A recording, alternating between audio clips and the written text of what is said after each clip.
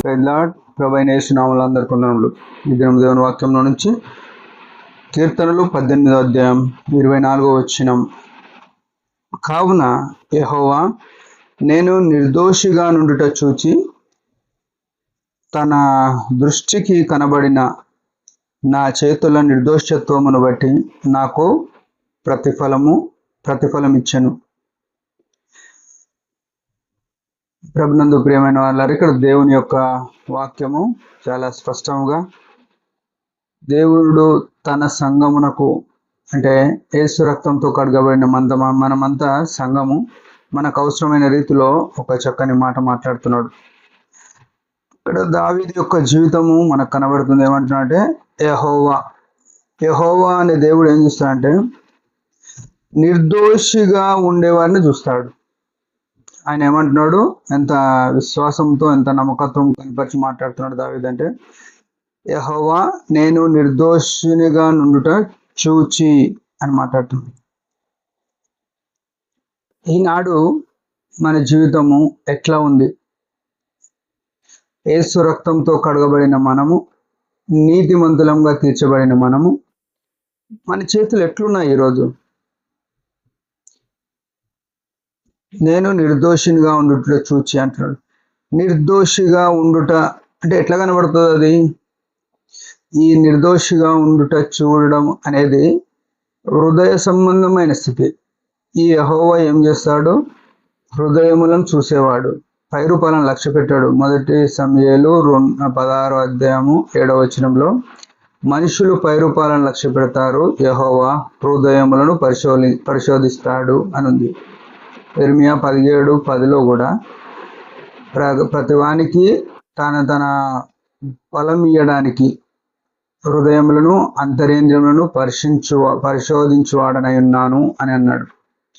ఇది ఇక్కడ యెహోవా దృష్టికి నిర్దోషినిగా ఉండుట అంటే హృదయ సంబంధమైన స్థితి. అది దావీదు హృదయము ఎప్పుడు కూడా దేవుని ఎదుట నిర్దోషంగా ఉండినట్లు చూసుకున్నాడు.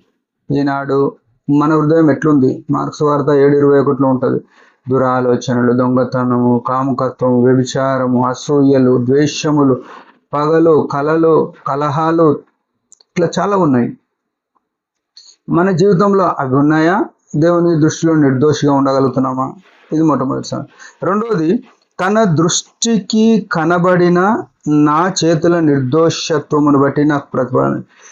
చేతులతో చేసే పాపాలు, అదేమో హృదయ సంబంధంగా యెహోవా చూసినాడు, దానికి ప్రతిఫలం ఇస్తాడు. అదే సమయంలో చేతులతో చేసేదాన్ని. ఇప్పుడు మనిషికి 2 విషయాలు చాలా ప్రాముఖ్యమైనవి.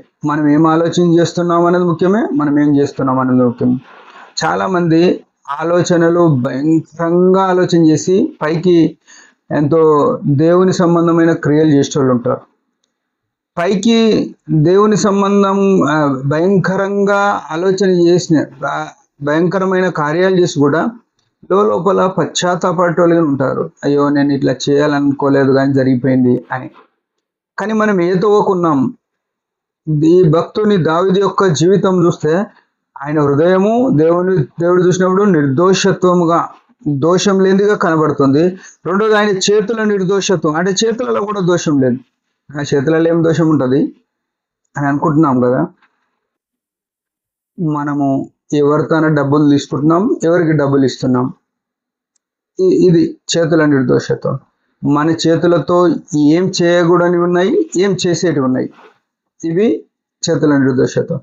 చేయకూడని వాటిని విడిచిపెట్టినామా, చేయవలసిన వాటిని చేపట్టినామా, ఇది ప్రాముఖ్యం. మనం దేవుని సంబంధమైన కార్యకలాపాలలో పాల్గొనవలసిన మన చేతులు అవి చేస్తలేమంటే ఇండైరెక్ట్గా పాపం చేసినట్టే. లేదు, దేవునికి ఆయాసకరమైన కార్యాలలో మనం పాల్గొంటున్నామంటే ఆటోమేటిక్ దేవునికి శత్రువులం అన్నట్టే. ఈ 2 విషయాలు మనం గమనించి ఈ రెండిట్లో కూడా దేవుని ఎదుట నిర్దోషంగా కనబడాలి, అప్పుడు ప్రతిఫలం ఇస్తాడు. మనం ఏ ఒక్క దాంట్లో సరిగ్గా ఉంటామంటే కానే కాదు. ఆయన కోరుకునేది మన హృదయాంతరంగం పరిశుద్ధంగానే ఉండాలి, మన క్రియలు పరిశుద్ధంగానే ఉండాలి. అట్లా లేకపోతే ఆయన నుంచి మేలు కాకుండా శాపం అనుభవించేవారం ఆయన. మన స్థితిగతి మనం పరిశీలన చేసుకొని దేవుని మేము కొరకు చూద్దాం. దేవుని మాట దించడంగా చిన్న ప్రార్థన. పరమ తండ్రి యేసు ప్రభు నామములో వందనాలు, వచ్చిన ఆయుష్ని బట్టి స్తోత్రములు. నా మా చేతులు, నా మా హృదయాలోచనలు కేవలము పొట్టివి, పనికి మనల్ని క్షమించి నీ ఇంపుగా నీ చిత్తానుసారంగా నడిపించమని యేసు నామములోనే ప్రార్థిస్తున్నాం తండ్రి. ఆమేన్. మీరందరి పరిచయం గురించి బాగా ప్రార్థన చేయాలి. Praise the lord.